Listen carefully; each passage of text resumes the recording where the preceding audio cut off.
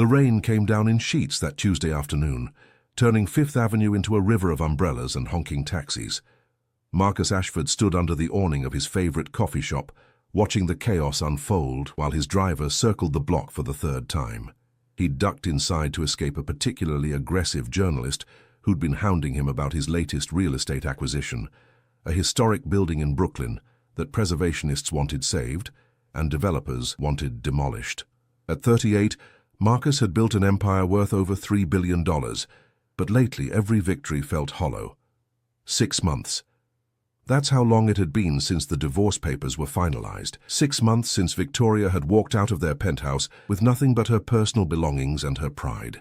She'd refused his offer of a settlement, refused the apartment in Tribeca, refused everything except her freedom. The memory still burned, not with anger but with something far more complicated. Marcus checked his watch, a vintage Patek Philippe that had belonged to his grandfather, and decided to make a run for it. The rain was letting up slightly, and he had a meeting at 4 that he couldn't miss. He stepped out onto the sidewalk, nearly colliding with a woman who was struggling to open her umbrella while balancing 2 grocery bags. "I'm so sorry," he started, reaching out to steady her bags. Then he froze. The woman looked up, her honey-colored eyes widening in recognition, and something that looked like fear. Victoria. His ex-wife. But not the Victoria he remembered. This woman had the same delicate features, the same way of tucking her dark hair behind her ear when she was nervous, but there was something profoundly different. She was pregnant. Very pregnant. Marcus felt the world tilt slightly. His eyes dropped to her rounded belly, clearly visible beneath her rain-dampened coat, then back to her face. Victoria's cheeks flushed red, and she took a step backward, nearly dropping one of her bags. "Marcus," she said, her voice barely audible over the traffic, I didn't expect to see you here. You're pregnant." The words came out before he could stop them, flat and accusatory in a way he hadn't intended. Victoria's hand moved protectively to her stomach. "Yes, how far along?" "That's really none of your business anymore." Her voice had found its strength, that familiar steel he'd both loved and hated during their marriage. Marcus's mind was racing, doing calculations he didn't want to do. They'd been divorced for 6 months, separated for 2 months before that, 8 months total. If she was as far along as she looked, 5, maybe 6 months, then the timing was impossible, except it wasn't impossible at all.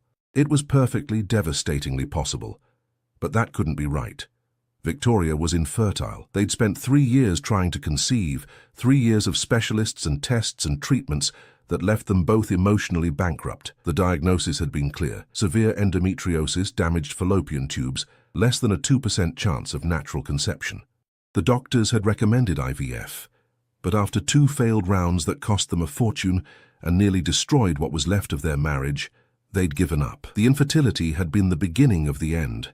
Not because Marcus blamed Victoria, he'd never blamed her, but because the weight of that loss had crushed something fundamental between them. They'd started as lovers who couldn't keep their hands off each other, who laughed at inside jokes and finished each other's sentences. By the end, they were strangers sharing a bed, polite and careful and desperately unhappy.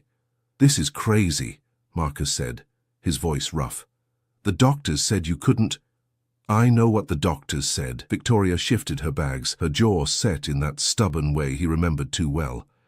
"I was there for every appointment, every test, every failure. I know exactly what they said." "Then how—" He gestured helplessly at her stomach. "Miracles happen, Marcus, or maybe the doctors were wrong. Does it matter?" She looked past him, scanning the street. "I really need to go." "Wait." He reached for her arm, then thought better of it. "Victoria, please, if this baby is... if there's any chance—" "There's no chance," she said sharply. "This baby has nothing to do with you." The words hit him like a physical blow. Marcus felt something cold settle in his chest. "You're seeing someone." It wasn't a question. Victoria's expression shifted, became guarded in a way that told him everything he needed to know. Of course she was seeing someone. She was beautiful, intelligent, kind. Why wouldn't she have moved on? 6 months was plenty of time to meet someone new, fall in love, start a family. The family she'd always wanted. The family she couldn't have with him, except they hadn't divorced because they stopped loving each other. They'd divorced because the weight of wanting something they couldn't have had poisoned everything else. Marcus had suggested it after their second IVF failure, during one of those careful, rational conversations they'd become so good at having. They could adopt, he'd said. They could use a surrogate. But Victoria had looked at him with tears streaming down her face and said she couldn't do it anymore. Couldn't keep failing, couldn't keep disappointing him, couldn't keep living in the shadow of the children they'd never have. He'd let her go because he loved her, because watching her break herself apart over something neither of them could control was more painful than losing her. Or so he'd told himself at 3 a.m. when he couldn't sleep, alone in their enormous bed. "I'm happy for you," Marcus managed. The lie tasted bitter. "Really? I hope everything goes well." Victoria's expression softened slightly. "Thank you, that's kind of you to say. Will you tell me if you need anything? Not money," he added quickly when her eyes flashed. "I know you don't want that, but if there's anything else, please." She studied him for a long moment, and Marcus wondered what she saw. Did she see the man she'd once loved, or just a painful reminder of everything they'd lost? Did she think about their marriage at all, or had she packed those memories away in a box labeled mistake and moved on? "I should go," Victoria said finally. "Take care of yourself, Marcus." She walked away without looking back, her pregnant silhouette disappearing into the crowd of afternoon shoppers and office workers heading home. Marcus stood frozen on the sidewalk, rain beginning to fall harder again, soaking through his expensive suit jacket. His phone buzzed. His assistant, reminding him about the 4 o'clock meeting. He texted back that something had come up, that he needed to reschedule, then flagged down a taxi. He gave the driver his address and sat back, staring unseeing out the window as Manhattan blurred past.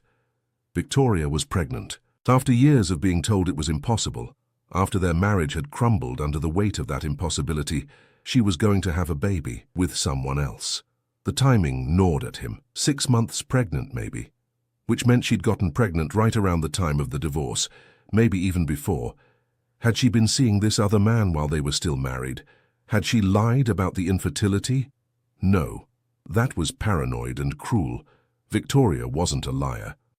She'd been devastated by their inability to conceive, had blamed herself even when he'd told her 1,000 times that it wasn't her fault. But then how? How was this possible? Marcus pulled out his phone and scrolled through his contacts until he found Dr. Patricia Morrison, the fertility specialist who'd treated them. He started to dial, then stopped. What was he going to say? "My ex-wife is mysteriously pregnant. Please explain." It was none of his business anymore. Victoria had made that clear. This baby had nothing to do with him, except he couldn't shake the feeling that it had everything to do with him. The taxi pulled up to his building, and Marcus paid the driver without really registering the amount. He rode the elevator to the penthouse in silence, nodding absently at his doorman. Inside, the apartment felt cavernous and empty. Victoria's touches were long gone. The colourful throw pillows, the plants she'd loved, the photographs of their travels together. He'd redecorated in sleek, modern minimalism. Everything was grey and chrome and perfectly tasteful. It looked like a hotel. Marcus poured himself a scotch and stood at the floor-to-ceiling windows, looking out at the city.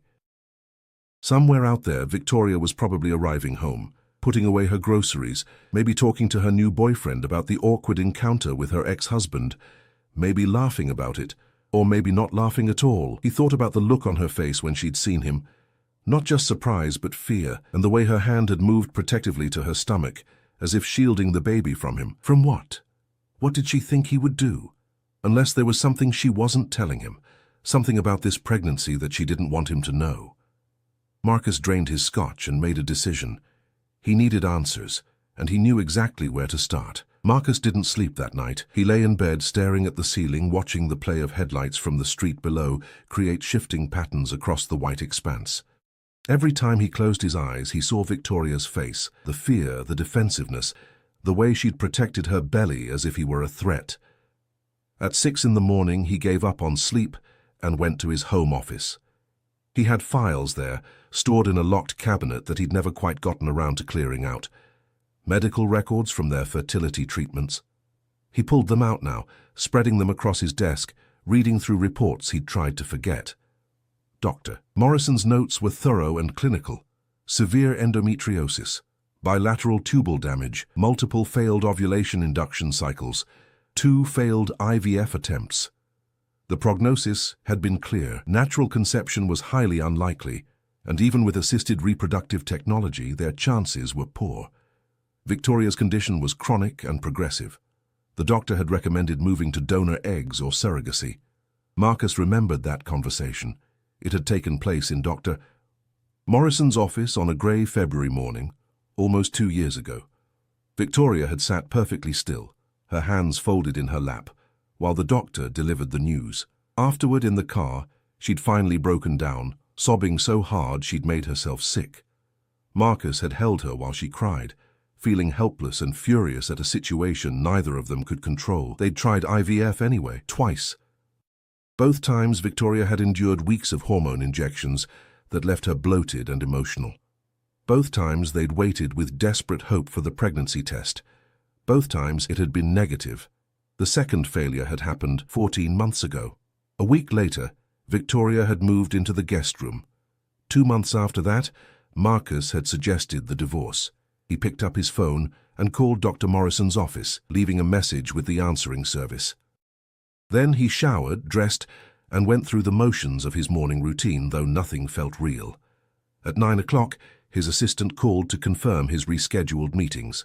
At 9:30, Dr. Morrison called back. "Marcus, I was surprised to get your message," she said. Her voice was warm but professional. "How are you doing?" "I need to ask you something about Victoria's condition," he said without preamble. "Is there any way the diagnosis could have been wrong? Any chance she could conceive naturally?" There was a pause. "Has something happened?" "I saw her yesterday. She's pregnant, very pregnant. I'd estimate 5 or 6 months along." Another pause, longer this time. "That's unexpected, but not impossible. Medical diagnoses aren't absolute, Marcus. There's always a margin of error, however small, and the human body can be unpredictable." "I've seen cases where—" "What's the probability?" he interrupted. "Realistically, based on Victoria's specific case, less than 1% for natural conception, but that's not zero. Spontaneous pregnancy in women with severe endometriosis does occur, though it's rare. Sometimes the condition improves on its own. Sometimes stress reduction plays a role. Sometimes we simply don't understand why it happens. Could the stress of our marriage have been preventing it? Could the divorce have somehow made it possible?" Dr. Morrison finished gently. "It's a theory. Chronic stress does impact fertility.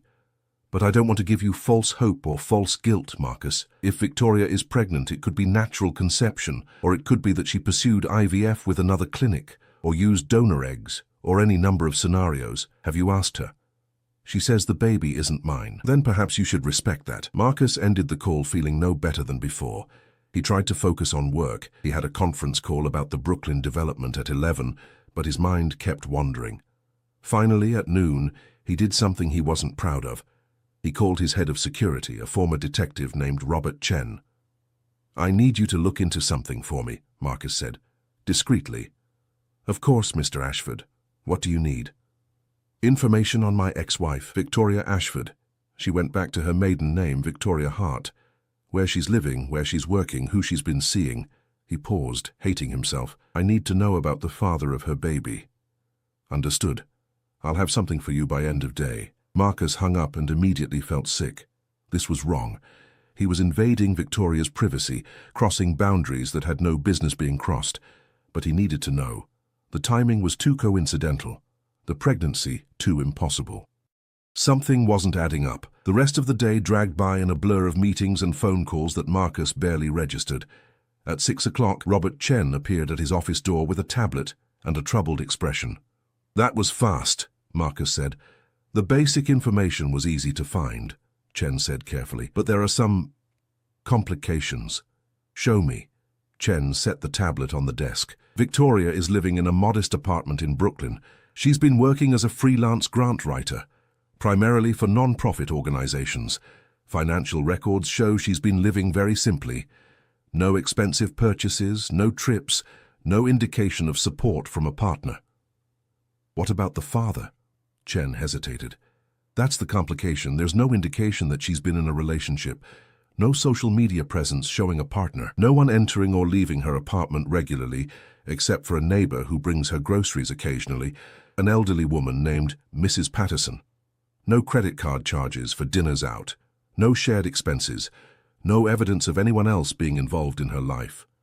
Marcus felt his pulse quicken. That doesn't make sense. She's 6 months pregnant. Someone's the father.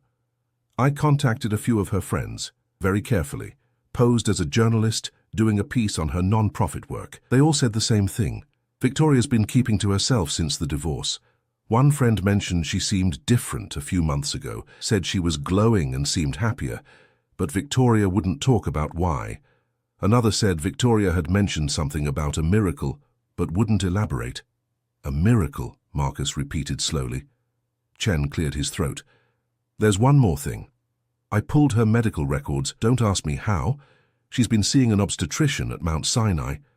According to the notes I could access, this is a healthy, natural pregnancy. No indication of IVF, no complications so far. The baby is due in approximately 12 weeks. Marcus did the math. 12 weeks from now would put her at 9 months, which meant she was currently about 6 months along, which meant she'd gotten pregnant roughly 7 months ago, which meant... 7 months ago, we were still married, Marcus said quietly. We were separated, but still married. Chen said nothing, but his expression was knowing. Is there anything else in those records? Any indication of paternity? No paternity test has been ordered, but Chen tapped the screen, bringing up a scanned document. This is from her first prenatal visit about 5 months ago. The intake form asks about the father's medical history. Victoria left it blank except for one section. Under how was conception achieved, she wrote, natural, spontaneous pregnancy after years of infertility. Marcus stared at the words until they blurred. Spontaneous pregnancy, years of infertility. She was talking about their infertility, about the years they'd spent trying to conceive. Mr. Ashford, Chen said carefully, is there any possibility this child is yours? We were separated, Marcus said, but his mind was racing back to 7 months ago, February. They'd been living in the same apartment still, though barely speaking. The divorce papers had been drawn up, but not yet filed. They'd been trying to figure out how to divide their lives, and it had been awful and exhausting. And then, one night, Victoria had come home late from a friend's birthday party. She'd been drinking, not drunk, but loose and sad and beautiful, in a way that had broken his heart. They'd started talking, really talking for the first time in months, about what had gone wrong, about what they'd lost, about how much they'd loved each other before everything fell apart. One thing had led to another. They'd ended up in bed together, desperate and tender and sad all at once. In the morning, Victoria had been gone. She'd left a note saying it had been a mistake, that it couldn't happen again, that they needed to move forward with the divorce. A week later, she'd moved out completely. Marcus had tried not to think about that night. It had felt like a goodbye, a final moment of connection before they became strangers. But now, Jesus, he whispered, it could be mine. What do you want me to do? Chen asked. Marcus stood up abruptly, grabbing his coat. Nothing. This is done. Delete whatever files you made. Forget I asked. Sir, I mean it, Robert. This stays between us, and it ends here. Chen nodded slowly and left. Marcus stood alone in his office, his heart pounding. If there was even a chance this baby was his, he needed to talk to Victoria, but she'd been so adamant that it wasn't. She'd said it had nothing to do with him. Why would she lie? Unless she didn't know. Unless she'd been with someone else too, and assumed the baby belonged to the other man. Or unless she knew perfectly well the baby was Marcus's, and she was trying to protect it from him, from the life he led, from being the child of a billionaire who was constantly in the public eye. Or maybe she just didn't want him back in her life at all. Marcus grabbed his keys and headed for the elevator. He had Victoria's address now. He would go to her apartment and they would talk, and she would tell him the truth. Whatever it was, he could handle it. He had to know. The drive to Brooklyn took 40 minutes in evening traffic. Marcus parked illegally on Victoria's street and sat in his car for a few minutes, trying to figure out what to say. Finally, he got out and walked to her building, a pre-war walk-up with a slightly shabby entrance. He found her name on the buzzer and pressed it. No answer. He tried again. Still nothing. She's not home. The voice came from behind him. Marcus turned to see an elderly woman with a shopping cart, watching him with sharp, suspicious eyes. "And if you're here to bother her, you can just leave now."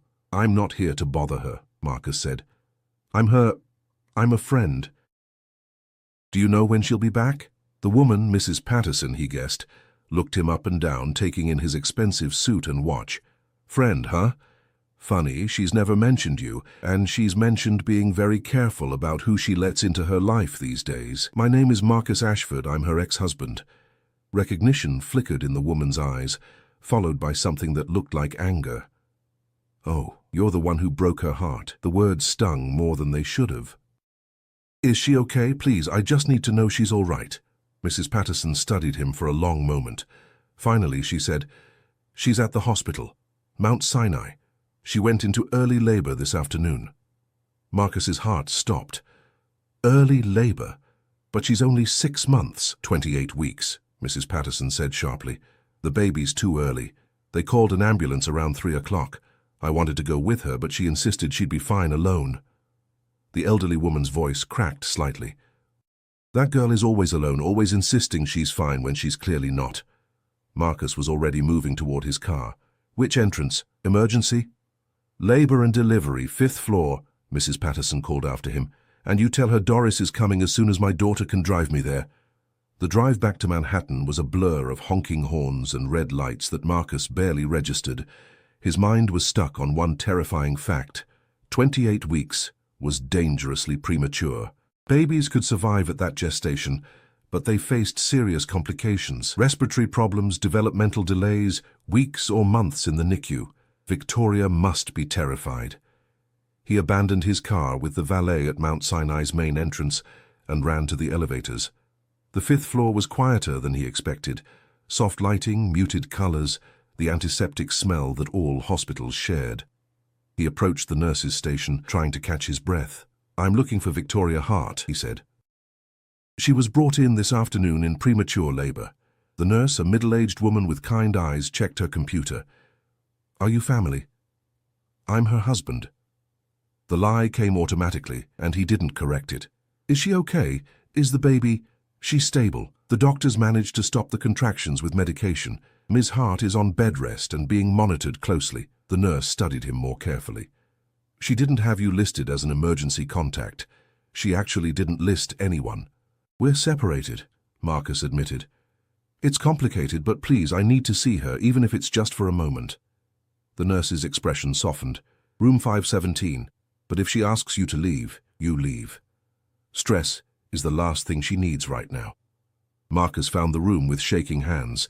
The door was partially open, and he could see Victoria in the bed, propped up on pillows, one hand resting on her belly. She looked small and exhausted, dark circles under her eyes. An IV ran into her arm, and she was connected to multiple monitors that beeped softly. He knocked gently on the doorframe. Victoria's eyes flew open, and when she saw him, her expression went through a rapid series of changes: surprise, fear, anger, and finally, resignation. "How did you know I was here?" Her voice was hoarse. "Your neighbor, Mrs. Patterson."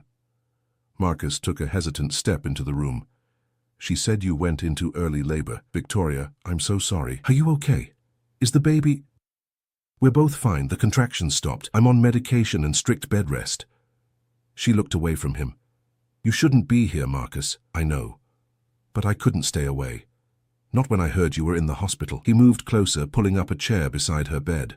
"Victoria, we need to talk. About the baby. About the timing. There's nothing to talk about." 7 months ago, Marcus said quietly. "February. One night before you moved out. Do you remember?" Victoria's face went pale. "That was a mistake, a moment of weakness. It didn't mean anything." "Didn't it? Because I've been doing the math and the timing lines up perfectly. This baby could be mine." "Could be isn't is," Victoria said, but her voice wavered. "I told you. You told me it had nothing to do with me, but you didn't say it wasn't mine." Marcus leaned forward. "Look at me and tell me the truth. Is this my child?" For a long moment, Victoria said nothing. Then, to Marcus's shock, tears began sliding down her cheeks. "I don't know," she whispered. "I honestly don't know." The words hung in the air between them. Marcus felt like he'd been punched in the chest. What do you mean you don't know? Victoria wiped at her tears angrily. After you suggested the divorce, after I moved into the guest room, I was so angry. Angry at you, at myself, at God or the universe or whoever decided I couldn't have children. I started going out more, trying to convince myself I could have a life without you, without the family we'd dreamed about. She took a shaky breath. I met someone, a doctor at one of the charity fundraisers I was helping organize. His name was David. We went on a few dates. He was kind and funny, and he didn't know anything about my medical history or my failed marriage. He was just, uncomplicated. Marcus felt jealousy twist in his gut, sharp and ugly. You slept with him. Once. Maybe 2 weeks after that night with you. We went back to his place after dinner, and I thought maybe this was what moving on felt like. But afterward, I felt nothing. No connection, no spark, just emptiness. She looked at Marcus with red-rimmed eyes. I told him I wasn't ready for a relationship, and we went our separate ways. Then a few weeks later, I missed my period, and you assumed the baby was his. I assumed it was impossible, Victoria corrected. I took 3 pregnancy tests before I believed it.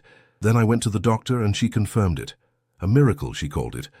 One of those inexplicable cases where the body heals itself, or the diagnosis was incomplete, or the stars align in just the right way. She laughed bitterly. I tried to contact David to tell him, but his phone number was disconnected. The hospital where he said he worked had no record of a doctor by that name. I did some digging and realized he'd lied about almost everything. I don't even know if David was his real name. Marcus stared at her. He was married. Probably. Or maybe he just didn't want complications. Either way, he disappeared. Victoria's hand moved protectively over her belly. So I decided it didn't matter. This baby was mine. A miracle that had nothing to do with my failed marriage, or some man who couldn't even give me his real name. I could do this alone. I would do this alone. But you weren't sure, Marcus said slowly. You weren't sure if the father was me or him. The timing was so close, and given my medical history, the odds of conceiving naturally even once seemed impossible. Twice in the same month? It didn't seem possible. Victoria met his eyes.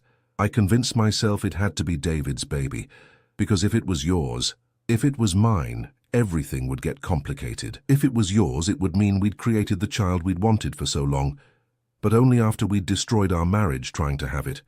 It would mean I'd have to come back to you, or we'd have to co-parent, or I'd spend the rest of my life tied to someone who'd seen me at my absolute lowest, someone who'd watched me fail over and over again. Her voice broke. I couldn't do it, Marcus. I couldn't face the possibility that this baby was ours when we were already over. Marcus felt tears burning in his own eyes. You didn't fail, Victoria. We failed, both of us. We let the infertility define us instead of fighting through it together. You suggested the divorce because you were breaking apart, because every day I watched you blame yourself for something that wasn't your fault, and I didn't know how to make it stop. I thought letting you go would give you peace. He reached for her hand, hesitated, then took it anyway. I never stopped loving you. Not for one day. Victoria's tears fell harder. Don't say that. It's true. The divorce was the biggest mistake of my life. And if there's even a chance this baby is ours... He stopped, his throat tight. We need to know, Victoria. We need to find out. I'm scared, she whispered. What if it's not yours? What if it's David's, whoever he really was? What if this baby comes from a lie? Then we'll figure it out. But what if it is mine? What if this is the miracle we spent years praying for and we almost missed it because we were too hurt and too proud to see it?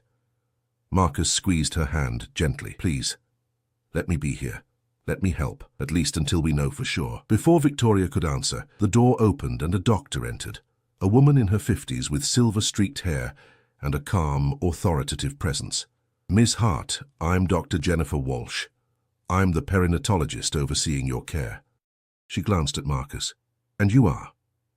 Marcus Ashford. I'm Victoria's... He looked at Victoria, uncertain what to call himself. He's the father, Victoria said quietly. Possibly. We're not sure. Dr. Walsh's eyebrows rose slightly, but she maintained her professional composure. I see. Well, Mr. Ashford, since you're here, you should know that Victoria and the baby are both stable for now, but this is a high-risk situation. 28 weeks is very early. We've administered corticosteroids to help mature the baby's lungs in case of premature delivery, and we're monitoring closely for any signs of renewed labor. What caused it? Marcus asked. The premature labor. Could be any number of factors. Stress, physical exertion, or sometimes it just happens. Victoria mentioned she's been working long hours and hasn't been sleeping well. Dr. Walsh turned to Victoria. You're going to need to be on complete bed rest. No work, minimal activity. You'll need help. Someone to cook, clean, run errands. Do you have family nearby? Victoria shook her head. My parents are in California. My sister is in Seattle. I've been managing on my own. That ends now, Dr. Walsh said firmly. For the next several weeks, until we get you to at least 34 weeks, you cannot be alone. The stress of trying to manage everything by yourself could trigger labor again. She can stay with me, Marcus said immediately. I have plenty of space and I can arrange for whatever help she needs. Nurses, a chef, whatever it takes. Marcus, no. Victoria, please. He looked at her intently. Let me do this. For you, for the baby, let me help. Victoria looked between Marcus and Dr. Walsh, clearly torn. Finally, she closed her eyes and nodded once, a tiny movement that felt like surrender. Okay, but just until the baby comes, and we're getting a paternity test. Absolutely, Marcus agreed. Whatever you want. As long as you and the baby are safe. Dr. Walsh made notes on her tablet. Good. I want to keep you here for observation for another 48 hours. If everything remains stable, you can be discharged to home bed rest.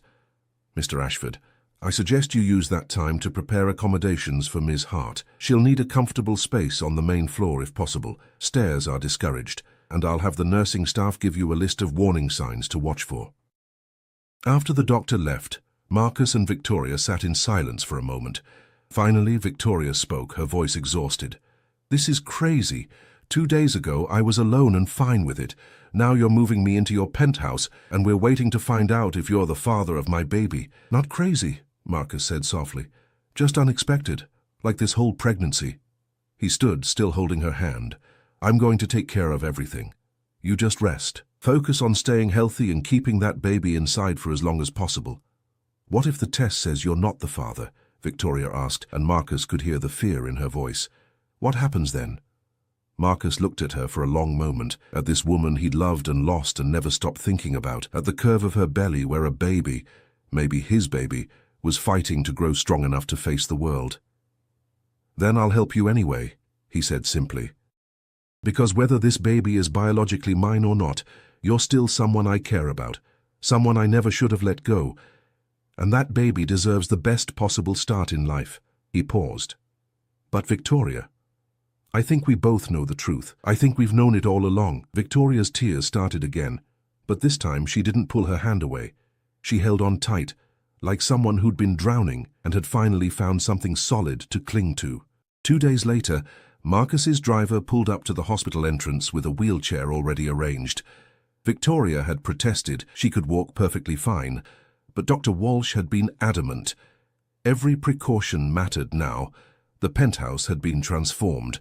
Marcus had converted his spacious home office on the main floor into a temporary bedroom, complete with a hospital-grade bed that could be adjusted for comfort, a private bathroom, and enough monitors to rival the hospital. He'd hired a private nurse named Caroline, a gentlewoman in her 40s with decades of experience in high-risk pregnancies. The kitchen was now stocked with every nutritious food the nutritionist had recommended. His housekeeper, Maria, had been briefed on the situation and had promised to help with whatever Victoria needed. This is too much, Victoria said, as Marcus showed her around.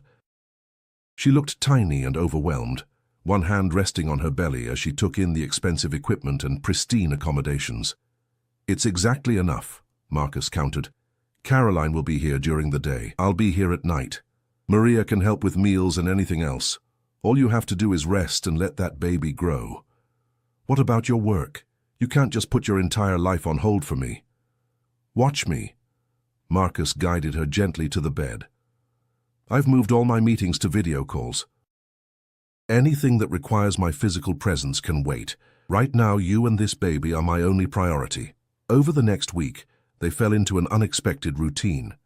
Marcus worked from the dining room table where he could hear if Victoria needed anything. Caroline monitored her vital signs and the baby's heartbeat several times a day. Victoria read, watched movies, and tried not to go stir-crazy from the enforced inactivity, and slowly, carefully, they began to talk. Not about the paternity test, that felt too charged, too dangerous. Instead, they talked about smaller things, books they'd read, shows they'd watched. Victoria told him about her work with the non-profits, the grant proposals she'd written that had helped fund literacy programs and community gardens. Marcus told her about the Brooklyn development and how he'd decided to preserve the historic facade after all, creating affordable housing with character instead of another glass tower. "You're different," Victoria observed one evening. Marcus had brought dinner on a tray, salmon with roasted vegetables that Maria had prepared. He sat in the chair beside her bed while she ate, something that had become their habit. "How so?" "Softer, maybe. More present. Before you were always thinking 3 steps ahead, always planning the next acquisition or deal. Now you're just here." Marcus considered this. "Losing you changed me. I realized I'd been so focused on building an empire that I'd forgotten what I was building it for. What's the point of having everything if you have no one to share it with?" Victoria set down her fork. "Marcus, we need to talk about what happens after the baby comes. We can't keep avoiding it." "I know." He'd been dreading this conversation. "Have you thought about what you want?" "Honestly, I don't know. If the baby is yours, we'll have to figure out custody arrangements, co-parenting." "I'm not expecting us to just pick up where we left off." "Why not?" Victoria stared at him. "What? Why couldn't we pick up where we left off? Or better yet, start over completely? Do it right this time?" Marcus leaned forward, his heart pounding. "I know I hurt you.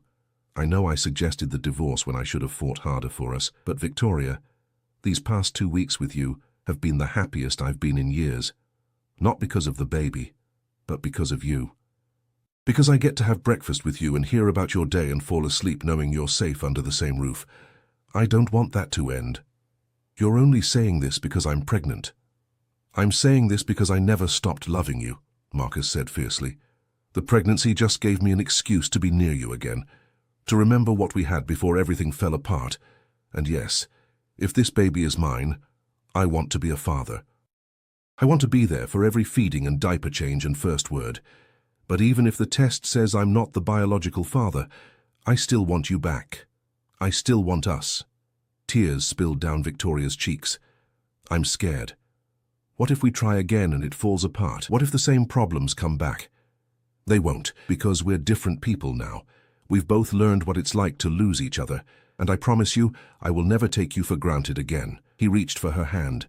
"But I'm not going to pressure you. We'll take this one day at a time. First, we get you and this baby safely to full term. Then we figure out the paternity. Then we decide what comes next. No rush, no expectations. Just honesty and time." Victoria squeezed his hand. "Okay. One day at a time." The days turned into weeks. Victoria reached 30 weeks, then 32. Each milestone was a small victory celebrated with careful optimism. Mrs. Patterson visited regularly, bringing homemade soup and gossip from the Brooklyn neighborhood. Dr. Walsh continued to monitor closely, adjusting medications and ordering additional ultrasounds. The baby was growing well, beating the odds. And through it all, Marcus and Victoria grew closer. They laughed together over silly television shows. They argued playfully about baby names. Victoria liked traditional names while Marcus preferred something more unique. They held hands during the scary moments when Victoria felt a contraction, and they had to call Dr. Walsh to make sure everything was okay. At 34 weeks, Dr. Walsh gave them cautiously good news. "You've made it past the critical period. If the baby comes now, the chances of complications are much lower. You still need to be careful, but we're in a much better position than we were 6 weeks ago." "When can we do the paternity test?" Victoria asked. She'd been bringing it up more frequently, as if needing to know before the baby arrived. "We can do a non-invasive prenatal paternity test now," Dr. Walsh said. "It just requires blood samples from both of you. Results take about a week. Are you both ready for that?" Marcus looked at Victoria. She looked back at him, and he could see the fear and hope warring in her eyes. "Yes," she said. "We're ready." The blood draw was quick and painless. Then came the hardest part, waiting. 7 days that felt like 7 years. Marcus tried to prepare himself for either outcome. If the baby was his, he'd be a father. The thought filled him with joy and terror in equal measure. If the baby wasn't his, he'd, what? Walk away? He couldn't imagine doing that now. Victoria and this baby had become part of his life again, and he didn't want to let them go. The results came on a Tuesday morning. Dr. Walsh called and asked them both to come to her office. Marcus helped Victoria into the car. She was enormous now, uncomfortable and tired and counting down the days until her due date. They rode in silence, both too nervous to speak. Dr. Walsh's office was warm and wood-paneled, designed to be calming. She gestured for them to sit and pulled up the results on her computer.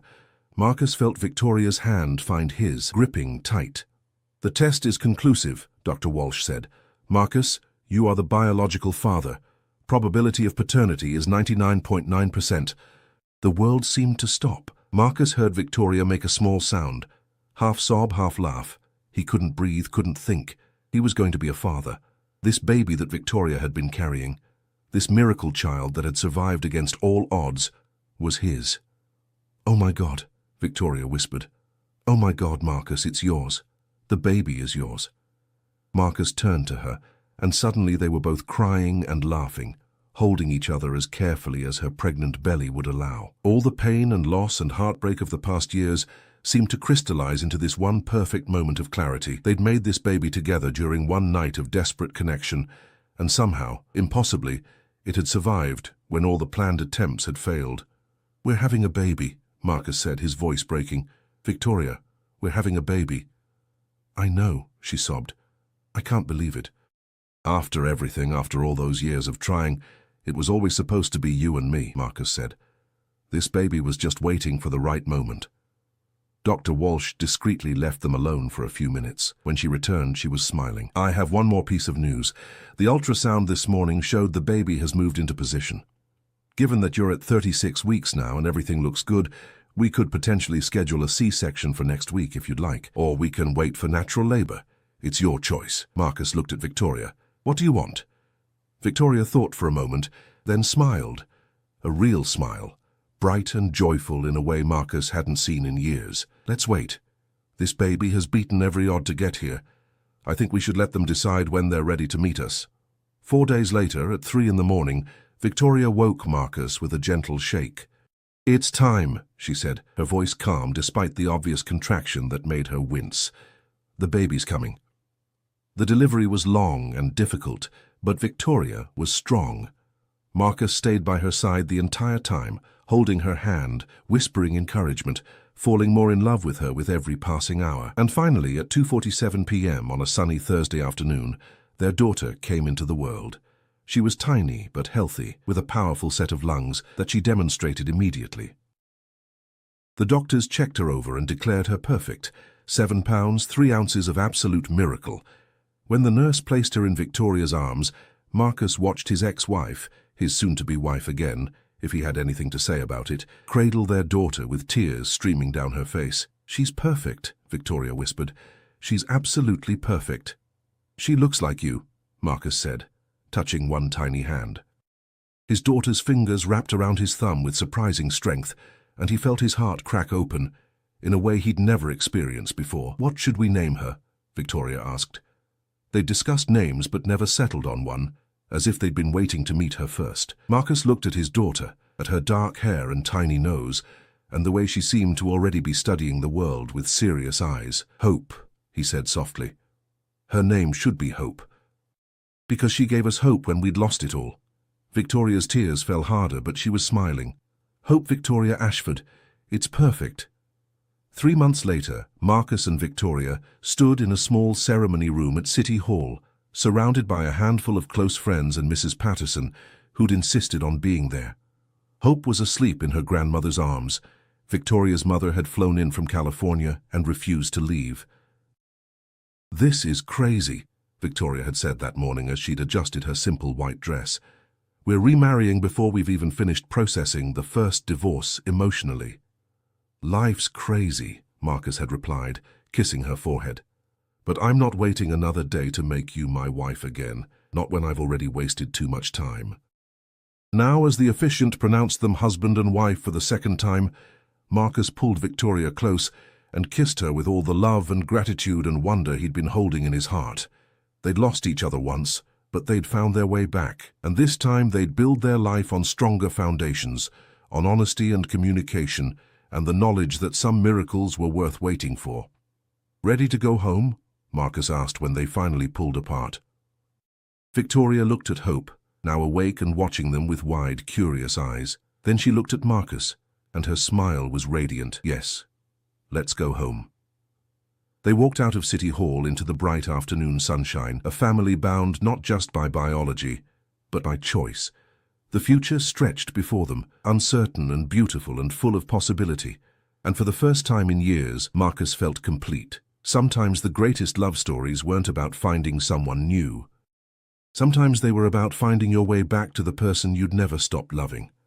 And sometimes, against all odds and medical predictions, miracles happened when you least expected them.